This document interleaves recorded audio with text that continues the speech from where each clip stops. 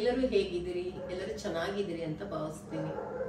ಇವತ್ತು ಮಧ್ಯಾಹ್ನ ಊಟಕ್ಕೆ ನಾನು ಮಾವಿನ ಹಣ್ಣಿನ ಸಾಸಿವೆ ಮಾಡೋಣ ಅಂತ ಅಂದ್ಕೊಂಡಿದ್ದೀನಿ. ನೋಡಿ, ಈ ರೀತಿ ಮಾವಿನ ಹಣ್ಣು ಸಿಕ್ಕಿದೆ. ಇಲ್ಲಿ ಊರಲ್ಲೆಲ್ಲ ಸಿಗುತ್ತಲ್ವ, ಹುಳಿಸಿ ಇರುವಂತ ಸಣ್ಣ ಸಣ್ಣ ಮಾವಿನ ಹಣ್ಣು, ಅದು ಸಿಕ್ಕಿದೆ. ಇಲ್ಲಿ ಶಾಪಲ್ಲಿ ಬಂದಿತ್ತು ಮಾರಾಟಕ್ಕೆ, ತಗೊಂಡು ಬಂದ್ಕೊಂಡಿದ್ದೀನಿ.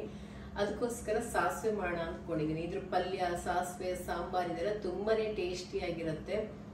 ಹಾಗೇನೆ ಬೆಳ್ಳುಳ್ಳಿ ತಂಬಳಿ ಮಾಡ್ತಾ ಇದ್ದೀನಿ. ನಂತರ ಆಲ್ರೆಡಿ ಸಾಂಬಾರ್ ಕೂಡ ರೆಡಿ ಆಗಿದೆ, ಅಲ್ಲಿ ಸಾಂಬಾರ್ ರೆಡಿಯಾಗಿ ಕೂತ್ಕೊಂಡಿದೆ.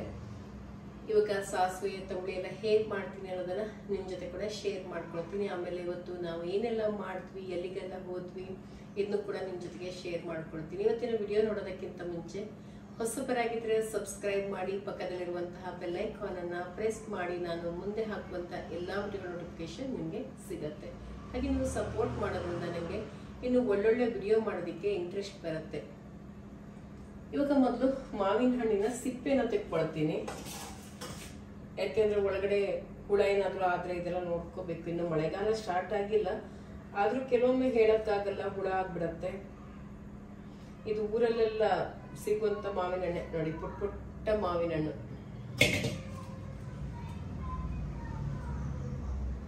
ಇದಕ್ಕೆ ಸಿಹಿ ಎಲ್ಲ ಹಾಕ್ತಿವಲ್ಲ, ತಿನ್ನೋದಿಕ್ಕೆ ಸಖತ್ತಾಗಿರುತ್ತೆ.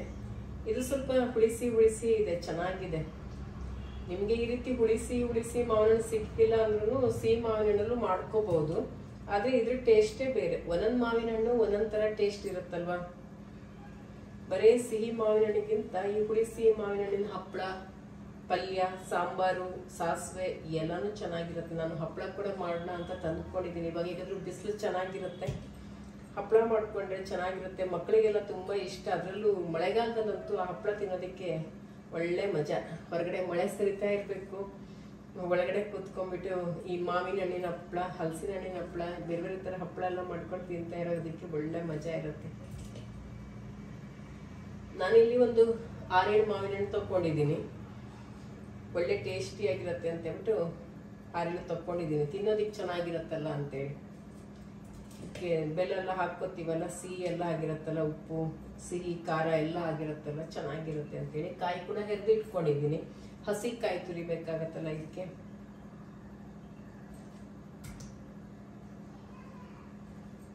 ನಿಮ್ಗೆ ಯಾರಿಗೆಲ್ಲ ಮಾವಿನ ಹಣ್ಣಿನ ಸಾಸಿವೆ ಅಂದ್ರೆ ಇಷ್ಟ ಅಂತೇಳಿ ಕಮೆಂಟ್ ಅಲ್ಲಿ ತಿಳಿಸಿ, ಆಯ್ತಾ? ನಂಗಂತೂ ತುಂಬಾನೇ ಇಷ್ಟ. ಮಾವಿನ ಹಣ್ಣಿನ ಸೀಸನ್ ಬಂತು ಅಂದ ತಕ್ಷಣ ಸಾಸಿವೆ ಎಲ್ಲ ಮಾಡೋದ್ಲೇಬೇಕು ನಮ್ಮ ಮನೆಯಲ್ಲಿ. ತಂಬಳಿ ಕೂಡ ತುಂಬಾ ಚೆನ್ನಾಗಿರುತ್ತೆ, ಮಾವಿನ ಹಣ್ಣಿನ ತಂಬಳಿ. ಅದನ್ನು ಕೂಡ ನಿಮ್ಗೆ ನೆಕ್ಸ್ಟ್ ವಿಡಿಯೋದಲ್ಲಿ ಒಂದೊಂದೇ ರೆಸಿಪಿ ತೋರಿಸ್ತಾ ಹೋಗ್ತೀನಿ. ಮಾವಿನ ಹಣ್ಣಿಂದು ಪ್ರತಿದಿನದ ವ್ಲಾಗ್ ಅಲ್ಲಿ ಒಂದೊಂದರ ರೆಸಿಪಿ ಮಾಡೋಣ.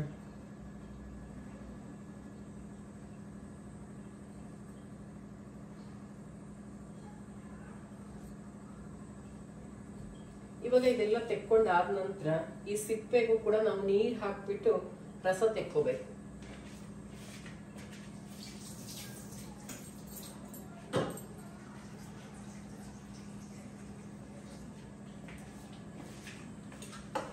ಸಿಪ್ಪೆಯಲ್ಲೂ ರಸ ಇರತ್ತಲ್ವಾ, ಅದಕ್ಕೋಸ್ಕರ ಚೆನ್ನಾಗಿ ಇದೆಲ್ಲ ತೆಕ್ಕೋಬೇಕು. ಇದ್ರ ಜ್ಯೂಸ್ ಕೂಡ ತುಂಬಾ ಚೆನ್ನಾಗಿರುತ್ತೆ. ಈ ರೀತಿ ಇಟ್ಕೊಂಡ್ಬಿಟ್ಟು ನೀವು ಇದಕ್ಕೆ ಸಕ್ಕರೆ ಎಲ್ಲ ಹಾಕೊಂಡು, ಏಲಕ್ಕಿ ಪುಡಿ ಎಲ್ಲ ಹಾಕೊಂಡು ಜ್ಯೂಸ್ ಮಾಡ್ಕೊಂಡ್ರು ತುಂಬಾ ಚೆನ್ನಾಗಿರುತ್ತೆ.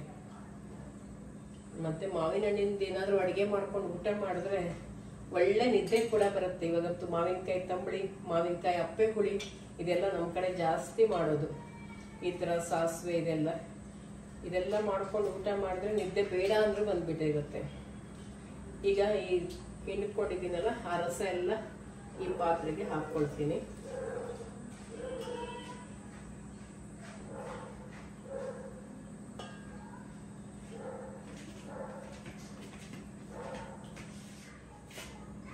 ಹಾಗೆ ಇದಕ್ಕೆ ನಾನು ಸ್ವಲ್ಪ ಬೆಲ್ಲ ಹಾಕೊಳ್ತೀನಿ. ಬೆಲ್ಲ ಸ್ವಲ್ಪ ಜಾಸ್ತಿನೇ ಬೇಕು, ಸಿಹಿ ಆದಷ್ಟು ಚೆನ್ನಾಗಿರುತ್ತೆ. ಇದು ಹುಳಿ ಇರೋದ್ರಿಂದ, ಹುಳಿ ಸಿಹಿ ಇರೋದ್ರಿಂದ ಸ್ವಲ್ಪ ಜಾಸ್ತಿ ಬೆಲ್ಲ ಬೇಕು. ನಿಮ್ಗೆ ಸಿಹಿ ಮಾವಿನ ಹಣ್ಣು ಆದ್ರೆ ಅಷ್ಟೇನು ಬೆಲ್ಲ ಬೇಕಾಗಿಲ್ಲ. ಸ್ವಲ್ಪ ಇದನ್ನ ಹಿಂಡ್ಕೊಳ್ಳೋಣ. ಒಂಚೂರು ಹಿಂಡ್ಬಿಟ್ಟು ರಸ ತೆಕ್ಕೋಬೇಕಿದ್ರದ್ದು. ಜಾಸ್ತಿ ಏನು ಹಿಂಡ್ಕೊಳಕ್ ಹೋಗ್ಬಾರ್ದು, ಯಾಕೆಂದ್ರೆ ನಮ್ಗೆ ಹೊರಟೆ ತಿನ್ನೋದಿಕ್ಕೆ ಚೆನ್ನಾಗಿರುತ್ತಲ್ವ ಊಟ ಟೈಮಿಗೆ. ಸ್ವಲ್ಪ ಸ್ವಲ್ಪ ಹಿಂಡ್ಕೊಂಡ್ರೆ ಸಾಕು.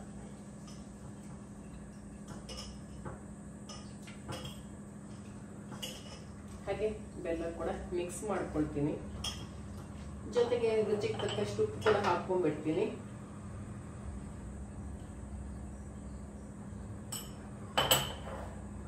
ಉಪ್ಪು ಬೆಲ್ಲ ಹಾಕಿ ಚೆನ್ನಾಗಿ ಮಿಕ್ಸ್ ಮಾಡ್ಕೊಳ್ತೀನಿ. ಮಾವಿನ ಹಣ್ಣಿನ ಪರಿಮಳ ಘಮ ಅಂತಿದೆ.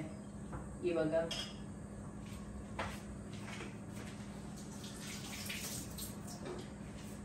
ಮಿಕ್ಸಿ ಜಾರ್ ತಗೋಣ.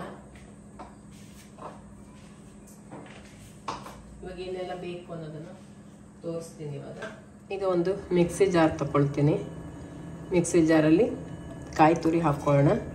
ಸ್ವಲ್ಪ ಕಾಯಿ ತುರಿ, ಹಸಿ ಕಾಯಿ ತುರಿ, ಹಾಗೆಯೇ ಚಿಕ್ಕ ಇಂಗಿನ ಚೂರು ಹಾಕ್ಕೊಳ್ತಾ ಇದ್ದೀನಿ. ನಂತರ ಬ್ಯಾಡಗಿ ಮೆಣಸು 2 ಹಾಕ್ಕೊಳ್ತಾ ಇದ್ದೀನಿ. ಹಾಗೆ ಒಂದು ಹಸಿಮೆಣಸಿನಕಾಯಿ ಕೂಡ ಹಾಕ್ಕೊಳ್ತಾ ಇದ್ದೀನಿ. ಹಾಗೆ ಇದ್ರ ಹೆಸರಲ್ಲೇ ಇದೆಯಲ್ಲ ಸಾಸಿವೆ ಅಂತ, ಇದಕ್ಕೆ ಸಾಸಿವೆ ಹಾಕ್ಕೊಳ್ಳೇಬೇಕು. ಅರ್ಧ ಚಮಚದಷ್ಟು ಸಾಸಿವೆ ಕಾಳು, ಹಾಗೆ ಸ್ವಲ್ಪ ಅರಿಶಿನ ಪುಡಿ, ಇವಿಷ್ಟನ್ನು ಹಾಕ್ಕೊಳ್ತೀನಿ. ಇವಿಷ್ಟು ಹಾಕ್ಕೊಂಡು ಈಗ ಒಂದು ಸರಿ ಇದನ್ನ ರುಬ್ಕೊಂಡು ಬರ್ತೀನಿ. ನೀರು ಹಾಕಿದೆ ಇಷ್ಟು ತರಿ ಆದಮೇಲೆ ನೀರು ಹಾಕ್ಕೊಂಡ್ಬಿಟ್ಟು ನುಣ್ಣಗೆ ರುಬ್ಕೊಳ್ಳೋಣ ಇದನ್ನ. ಇವಾಗ ನಾವು ರುಬ್ಕೊಂಡಿರುವಂಥದ್ದು ನೋಡಿ ಈಗ ನುಣ್ಣಗಾಗಿದೆ ಅಲ್ವಾ, ಇದಕ್ಕೆ ಸೇರಿಸ್ಕೊಂಡ್ಬಿಡೋಣ ಅದನ್ನ. ಹಾಗೆ ಮಿಕ್ಸಿ ಜಾರ್ ತೊಳೆದಂಥ ನೀರು ಕೂಡ ಇದಕ್ಕೆ ಸೇರಿಸ್ಕೊಂಡು ಚೆನ್ನಾಗಿ ಇದನ್ನ ಮಿಕ್ಸ್ ಮಾಡ್ಕೊಳ್ಳೋಣ. ಇದನ್ನ ಕುದಿಸೋದೇನು ಬೇಕಾಗಲ್ಲ, ಇದು ಹೀಗೇನೆ ಇರೋದು. ಈಗ ಒಂದು ಒಗ್ಗರಣೆ ಹಾಕ್ಕೊಂಡ್ರೆ ಆಯ್ತು. ಇದಕ್ಕೆ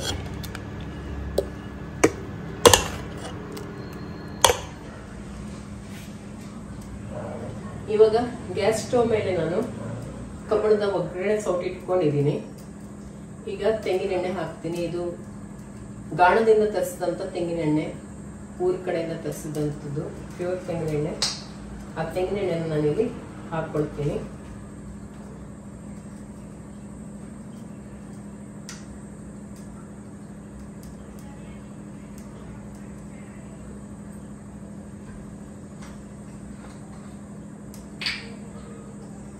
ನಾನು ಇದನ್ನ ಓಪನ್ ಮಾಡಿರಲಿಲ್ಲ, ಹಾಗೆ ಹಾಕೋಕೆ ಹೋಗ್ತಾ ಇದ್ದೆ. ಇದ್ರ ಒಳಗಡೆ ಒಂದು ಮುಚ್ಚಳ ಇರುತ್ತೆ, ಅದು ತೆಕ್ಕೋಬೇಕು. ತೆಕ್ಕೊಳಕ್ಕೆ ಮರ್ತು ಬಿಟ್ಟಿದ್ದೆ ನಾನು. ಈಗ 1 ಚಮಚದಷ್ಟು ತೆಂಗಿನ ಎಣ್ಣೆ ಹಾಕ್ಕೊಳ್ತೀನಿ.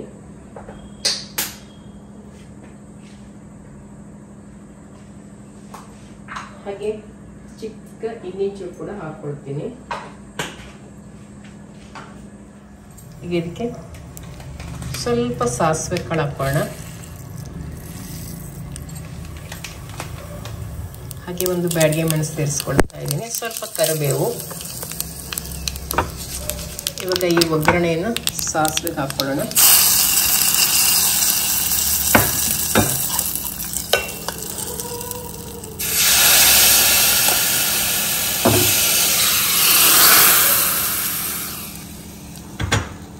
ಈಗ ರುಚಿಕರವಾದಂಥ ಮಾವಿನ ಹಣ್ಣು ಸಾಸಿವೆ ಊಟಕ್ಕೆ ರೆಡಿ. ಈಗ ಬೆಳ್ಳುಳ್ಳಿ ತಂಬಳಿ ಮಾಡ್ಕೊಳ್ಳೋಣ. ಒಂದು ಮಿಕ್ಸಿ ಜಾರ್ ತಗೊಂಡಿದ್ದೀನಿ, ಅದರಲ್ಲಿ ಸ್ವಲ್ಪ ಕಾಯಿ ತುರಿ ಹಾಕ್ಕೊಳ್ತೀನಿ, ಹಸಿ ಕಾಯಿ ತುರಿ. ಹಾಗೆ ಸಿಪ್ಪೆ ಸಮೇತ ಕ್ಲೀನಾಗಿ ತೊಳೆದಂಥ ಬೆಳ್ಳುಳ್ಳಿ ಹಾಕ್ಕೊಳ್ತಾ ಇದ್ದೀನಿ. 7-8 ಎಸಳು ಬೆಳ್ಳುಳ್ಳಿ ಹಾಕ್ಕೊಂಡಿದ್ದೀನಿ. ಹಾಗೆ 2 ಬ್ಯಾಡಗಿ ಮೆಣಸು ಹಾಕೋಣ. ನಂತರ ಸ್ವಲ್ಪ ಅರಿಶಿನ ಪುಡಿಯನ್ನು ಹಾಕೋಣ. ಇದಕ್ಕೆ ರುಚಿಗೆ ತಕ್ಕಷ್ಟು ಉಪ್ಪು ಸೇರಿಸ್ಕೊಳ್ಳೋಣ. ಈಗ ಇದನ್ನ ಒಂದ್ಸರಿ ತರ್ತರಿಯಾಗಿ ರುಬ್ಕೋತೀನಿ. ಈಗ ಇದಕ್ಕೆ ನೀರು ಹಾಕ್ಕೊಂಡು ನುಣ್ಣಗೆ ರುಬ್ಕೊಳ್ಳೋಣ.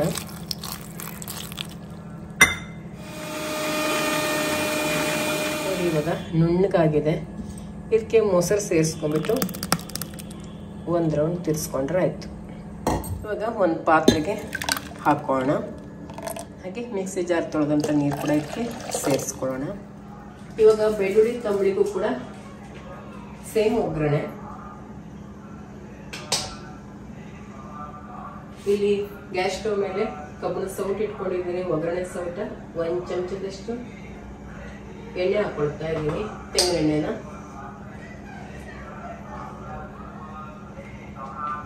ಇದಕ್ಕೆ ಹಿಂಗೆ ಹಾಕ್ತಾ ಇಲ್ಲ ನಾನು, ಬೆಳ್ಳುಳ್ಳಿ ಒಳ್ಳೆ ಫ್ಲೇವರ್ ಕೊಡುತ್ತಲ್ಲ ಅದಕ್ಕೆ. ಮತ್ತೆ ಇದಕ್ಕೆ ಹಿಂಗೆ ಬೇಕಾಗಲ್ಲ. ಹಾಗೆ ಸ್ವಲ್ಪ ಸಾಸಿವೆ,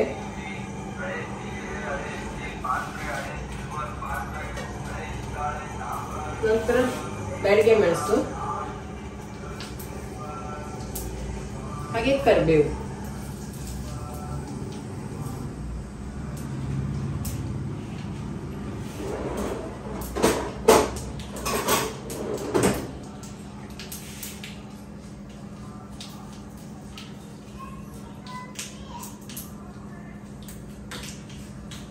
ಸಾಸಿವೆ ಚಟಪಟ ಅಂತ ಸಿಡಿತಾ ಇದೆ, ಇದಕ್ಕೆ ಒಗ್ಗರಣೆ ಸೇರಿಸ್ಕೊಂಡು ಆಯ್ತು.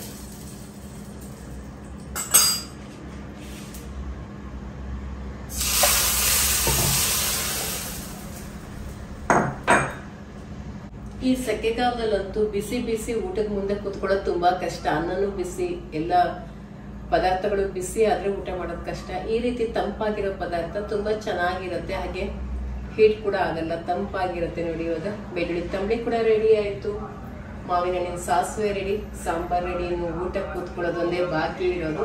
ಮಕ್ಕಳು ಸ್ಕೂಲಿಂದ ಬರಬೇಕು, ಇವತ್ತು ಆರ್ಷಿಗೆ ಎಕ್ಸಾಮ್ ಇದೆ, ಮತ್ತೆ ಖುಷಿ ಕೂಡ ಹಾಫ್ ಡೇ, ಇಬ್ರು ಕೂಡ ಈಗ ಊಟಕ್ಕೆ ಬರ್ತಾರೆ. ಹಸ್ಬೆಂಡ್ ಕೂಡ ಇವತ್ತು ಊಟಕ್ಕೆ ಬರ್ತೆ ಅಂತ ಹೇಳಿದ್ದಾರೆ. ಈಗ ಇದೆಲ್ಲ ರೆಡಿ ಮಾಡಿ ಇಟ್ಕೊಂಡಿರ್ತೀನಿ. ಯಾರಿಗೆಲ್ಲ ಮಾವಿನ ಹಣ್ಣು ಸಾಸಿವೆ ಬೆಳ್ಳುಳ್ಳಿ ತಂಬಳಿ ಎಲ್ಲ ಇಷ್ಟ ಅವರೆಲ್ಲ ಊಟಕ್ಕೆ ಬನ್ನಿ. ನೋಡಿ, ಸಾಂಬಾರು ಕೂಡ ರೆಡಿ ಇದೆ. ಇವತ್ತು ಖುಷಿ ಹುಟ್ಟಿದ ಹಬ್ಬದ ವಿಡಿಯೋ ಹಾಕ್ತೀನಿ ಅಂತ ಹೇಳಿದ್ದೆ. ಸ್ವಲ್ಪ ಕೆಲಸ ಇತ್ತು ಅಂತೇಳಿ ಇವತ್ತು ಹೊರಗಡೆ ಹೋಗಿದ್ವಿ. ಏನಕ್ಕೆ ಹೋಗಿದ್ವಿ ಅನ್ನೋದೆಲ್ಲ ಸ್ವಲ್ಪ ದಿನ ಆದಮೇಲೆ ನಿಮ್ಮ ಜೊತೆಗೆ ಶೇರ್ ಮಾಡ್ತೀನಿ. ಅದಕ್ಕೋಸ್ಕರ ನನಗೆ ಆ ವಿಡಿಯೋನ ಶೇರ್ ಮಾಡೋದಕ್ಕಾಗಿಲ್ಲ, ಎಡಿಟಿಂಗ್ ಆಗಿರಲಿಲ್ಲ. ಅದಕ್ಕೋಸ್ಕರ ಇವತ್ತು ಮಾಡಿರುವಂಥ ವಿಡಿಯೋನೇ ಶೇರ್ ಮಾಡ್ತಾ ಇದ್ದೀನಿ. ಮಾವಿನ ಸಾಸಿವೆ ಊಟ ಮಾಡ್ತಿದ್ಯಾ? ಮಕ್ಕಳು ಸ್ಕೂಲಿಂದ ಬಂದಾಯಿತು. ಅರ್ಷಿ ಬಾರೆ, ಮಾವಿನ ಹಣ್ಣು ಗೊರಟೆ ಚಲೋ ಆಗ್ತದಲ್ಲ ಸಾಸಿವೆ ಒಳಗಣದು. ಈ ವರ್ಷ ಫಸ್ಟ್ ಸಾಸಿವೆ ಬಾರೆ ಬಾರೆ ಅರ್ಷಿ. ಎಂಥದ್ದು ಎಕ್ಸಾಮ್ ಹೆಂಗತ್ತು? ಊಟಕ್ಕೆ ಕೂತ್ಕೊ. ನಮ್ಮ ಗೃಹ ಪ್ರವೇಶದ ಇನ್ವಿಟೇಷನ್ ಕಾರ್ಡ್ ಬಂದಿದ್ದೆ ನಿಮಗೆ. ನಾನು ಯಾವ ಡೇಟಿಗೆ ಅಂತ ಹೇಳ್ತೀನಿ ಅಂತ ಹೇಳಿದ್ದೆ ಅಲ್ವಾ. ನೋಡಿ, ಇನ್ವಿಟೇಷನ್ ಕಾರ್ಡ್ ಬಂದಿದ್ದಾಗಿದೆ, ಆಲ್ರೆಡಿ ನಿಮಗೆ ತೋರಿಸಿದ್ದೀನಿ. ಬಿಲ್ಡಿಂಗ್ ಫೋಟೋ ಹಾಕಿದ್ದೀವಿ. ಏಪ್ರಿಲ್ 28ಗೆ ಗೃಹ ಪ್ರವೇಶ ಇರೋದು. ಯಾರಾದರೂ ಬರೋದಕ್ಕೆ ಇಷ್ಟಪಟ್ಟಿದ್ರೆ ಖಂಡಿತ ನನಗೆ ಮೇಲಲ್ಲಿ ಅಥವಾ ಇನ್ಸ್ಟಾಗ್ರಾಮಲ್ಲಿ ತಿಳಿಸಿ. ನೀವು ಯಾರಾದರೂ ಗೃಹ ಪ್ರವೇಶಕ್ಕೆ ಬರೋ ಹಾಗಿದ್ರೆ ನನಗೆ ಕಮೆಂಟಲ್ಲಿ ತಿಳಿಸಿ, ಆಯಿತಾ? ಆಮೇಲೆ ಇನ್ಸ್ಟಾಗ್ರಾಮ್ ಅಥವಾ ನನಗೆ ಮೇಲಲ್ಲಿ ನೀವು ಮೆಸೇಜ್ ಮಾಡಿ, ನಾನು ನಿಮಗೆ ಅಡ್ರೆಸ್ ಕೊಡ್ತೀನಿ. ಯಾಕೆಂದರೆ ನಿಮ್ಮನ್ನೆಲ್ಲ ಕರೆಯೋದಕ್ಕೆ ನೀವೆಲ್ಲ ಎಲ್ಲೆಲ್ಲಿ ಇರ್ತೀರಾ ಅಂತ ನನಗೆ ಖಂಡಿತ ಗೊತ್ತಿರಲ್ಲ. ಅದಕ್ಕೋಸ್ಕರ. ಆಮೇಲೆ ಗಾಯತ್ರಿ ಹಾಬೀಸ್ ಕುಟುಂಬದವರು ಅಂತ ಹೇಳ್ತೀರಾ, ನಮ್ಮನ್ನೇ ಕರೆದಿಲ್ಲ ನೀವು ಅಂತೇಳಿ ಹೇಳಬಾರ್ದಲ್ವಾ. ಅದಕ್ಕೋಸ್ಕರ ಇವಾಗಲೇ ಹೇಳ್ತಾ ಇದ್ದೀನಿ. ಖಂಡಿತ ನಿಮ್ಗೆ ಯಾರಿಗಾದರೂ ಬರೋ ಇಂಟ್ರೆಸ್ಟ್ ಇದ್ರೆ ನನಗೆ ಕಮೆಂಟ್ ಮಾಡೋದನ್ನು ಮರಿಬೇಡಿ. ಇವತ್ತು ಖುಷಿ ಹುಟ್ಟಿದ ಹಬ್ಬದ ವಿಡಿಯೋನ ಶೇರ್ ಮಾಡ್ತೀನಿ ಅಂತ ಹೇಳಿದ್ದೆ ನಿನ್ನೆ ವಿಡಿಯೋದಲ್ಲಿ. ಆದರೆ ಇವತ್ತು ತುಂಬಾ ಓಡಾಟ ಇತ್ತು, ಬರುವಾಗಲೇ ಲೇಟ್ ಆಗೋಯ್ತು. ಈಗಷ್ಟೇ ಜಸ್ಟ್ ಬಂದ್ವಿ ನಾವು. ಆ ವಿಡಿಯೋ ಎಡಿಟಿಂಗ್ ಆಗಿಲ್ಲ, ಅದಕ್ಕೋಸ್ಕರ ಇವತ್ತು ಶೇರ್ ಮಾಡೋಕ್ಕಾಗಲ್ಲ. ನಾಳೆ ಅದನ್ನ ಶೇರ್ ಮಾಡ್ತೀನಿ. ಇವತ್ತಿನ ವಿಡಿಯೋದಲ್ಲಿ ನಾನು ಡೈರೆಕ್ಟಾಗಿ ಮಾತು ಕೊಟ್ಟಿರೋದ್ರಿಂದ ಜಾಸ್ತಿ ಎಡಿಟಿಂಗ್ ಏನಿರೋಲ್ಲ. ಅದಕ್ಕೋಸ್ಕರ ಇವತ್ತಿನ ವಿಡಿಯೋನೇ ನಿಮ್ಮ ಜೊತೆಗೆ ಶೇರ್ ಮಾಡ್ತಾ ಇದ್ದೀನಿ. ಇವತ್ತಿನ ವ್ಲಾಗ್ ನಿಮಗೆ ಇಷ್ಟ ಆಗಿದ್ರೆ, ಹೊಸಬರಾಗಿದ್ರೆ ಸಬ್ಸ್ಕ್ರೈಬ್ ಮಾಡಿ, ಹಾಗೆ ಬೇರೆಯವ್ರ ಜೊತೆ ಕೂಡ ಶೇರ್ ಮಾಡ್ಕೊಳ್ಳಿ. ನಿಮ್ಮ ಅನಿಸಿಕೆ ಅಭಿಪ್ರಾಯವನ್ನು ಕಮೆಂಟಲ್ಲಿ ತಿಳಿಸಿ, ಹಾಗೆ ಒಂದು ಲೈಕ್ ಮಾಡೋದನ್ನು ಮರಿಬೇಡಿ ಸ್ನೇಹಿತರೆ. ನಾಳೆ ಹುಟ್ಟಿದ ಹಬ್ಬದ ವಿಡಿಯೋ ಜೊತೆಗೆ ಬರ್ತೀನಿ.